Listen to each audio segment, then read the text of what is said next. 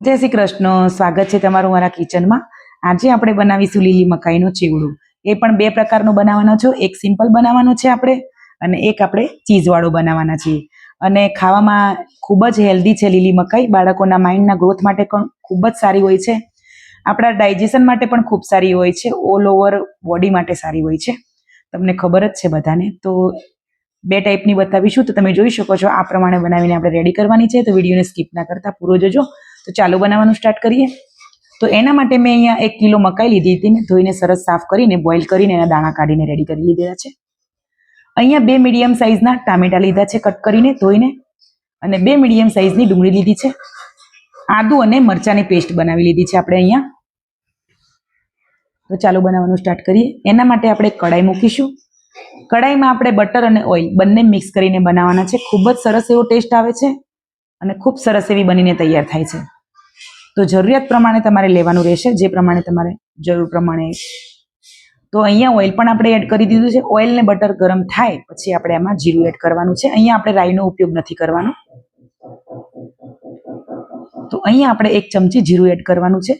જીરું પણ ડાયજેશન માટે ખૂબ જ સારું છે, B12 ની માત્રા રહેલી હોય છે, આયરન હોય છે, કેલ્શિયમ હોય છે।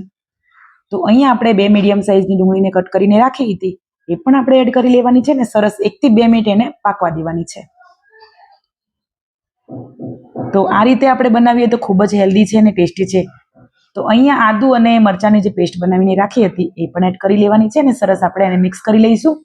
આને પણ આપણે 1 મિનિટ માટે પકાવવાની છે। તો 1 મિનિટ થઈ ગઈ છે અહીંયા। તો આપણે જે ટમેટા કટ કરીને રાખ્યા છે એ પણ એડ કરી લઈશું। અહીંયા કોઈ વસ્તુ તમને વધારે ઓછી કરવી હોય તો કરી શકો છો। તમને ટામેટા વધારે ભાવતા હોય, ડુંગળી વધારે ભાવતી હોય તો ઓછી વધારે તમે કરી શકો છો। તો ટેસ્ટ પ્રમાણે મીઠું એડ કરીને સરસ આપણે પાકવા દેવાનું છે। વધારે એકદમ ટામેટાને ગળી જાય એવા નથી કરવાના, થોડાક જ જો આ ટાઈપના રાખવાના છે। ટેસ્ટ પ્રમાણે આપણે મસાલા એડ કરી લઈશું। અડધી ચમચી હળદર પાવડર, 1 મોટી ચમચી લાલ મરચું પાવડર, 1 ચમચી ધાણા જીરું પાવડર અને અડધી ચમચી આપણે ગરમ મસાલો એડ કરવાનો છે। મસાલા તમારે તમારા ટેસ્ટ પ્રમાણે એડ કરવાના છે, જે પ્રમાણે તમે ખાતા હોય એ પ્રમાણે। તો મસાલાને સરસ આપણે પકાવવાનું છે। જો તમે ઓઇલ ઓછું એડ કર્યું હોય તો તમારે આ સમયે થોડુંક આપણે 2 થી 3 ચમચી જેટલું પાણી એડ કરી દેવાનું, જેથી કરીને મસાલા આપણા બળી ના જાય। પણ મેં અહીંયા ઓઇલ અને બટરનો ઉપયોગ કર્યો છે એટલે મારે પાણી એડ નથી કરવું પડ્યું। અહીંયા આપણે 1 ચમચી જેટલી ખાંડ એડ કરવાની છે અને લીંબુનો રસ તમને જે પ્રમાણે ખટાશ ને ગળાશ ભાવતી હોય એ પ્રમાણે એડ કરવાની રહેશે। તો ખૂબ જ સરસ એવો ટેસ્ટી અને મસ્ત મજાનો ચેવડો બનીને તૈયાર થાય છે। એકવાર ચોક્કસથી બનાવજો। અત્યારે બજારમાં સરસ એવી મકાઈ મળી રહી છે, તો બાળકોને ચોક્કસથી ખવડાવજો, ખૂબ હેલ્ધી છે બાળકો માટે। તો અહીંયા આપણે જે મકાઈના દાણા બોઇલ કરીને રાખ્યા હતા એ પણ એડ કરી દેવાના છે ને સરસ મિક્સ કરવાના છે। ધીમા ગેસે આપણે મકાઈ દાણાના ચેવડાને સરસ 5 મિનિટ પકાવવાનો છે। હાઈ ફ્લેમ નથી રાખવાની, ધીમા ગેસે આપણે 5 મિનિટ પકાવવાનો છે। તો 5 મિનિટ થઈ ગઈ છે તો ગેસની ફ્લેમ બંધ કરી દેવાની છે અને ઉપરથી આપણે ધાણા એડ કરી દેવાના છે, એકદમ ફ્રેશ। ધાણા પણ આંખ માટે ખૂબ જ સારા હોય છે અને તાસીર ઠંડી હોય છે, તો હેલ્થ માટે ખૂબ સારા છે, તો બાળકોને અવશ્ય ખવડાવવા જોઈએ। તો ફાઇનલી મસ્ત મજાનો આપણો લીલી મકાઈનો ચેવડો બનીને તૈયાર થઈ ગયો છે। તો આપણે સર્વ કરી લઈશું। વિડીયો પસંદ આવે તો વિડીયોને લાઇક કરજો, નવા હોય ચેનલ ઉપર તો ચેનલ સબસ્ક્રાઇબ કરજો અને શેર પણ કરી દેજો। ઉપરથી થોડોક આપણે કાળા મરીનો પાવડર એડ કરવાનો છે અને ચીઝ ગ્રેટ કરીશું આપણે અહીંયા। બાળકોની ઈચ્છા હતી કે મમ્મી ચીઝવાળા બનાવો, તો આજે બાળકોની ઈચ્છા ઉપર ચીઝ એડ કર્યું છે, ઓપ્શનલ છે, તમને ના પસંદ હોય તો તમે સ્કીપ પણ કરી શકો છો।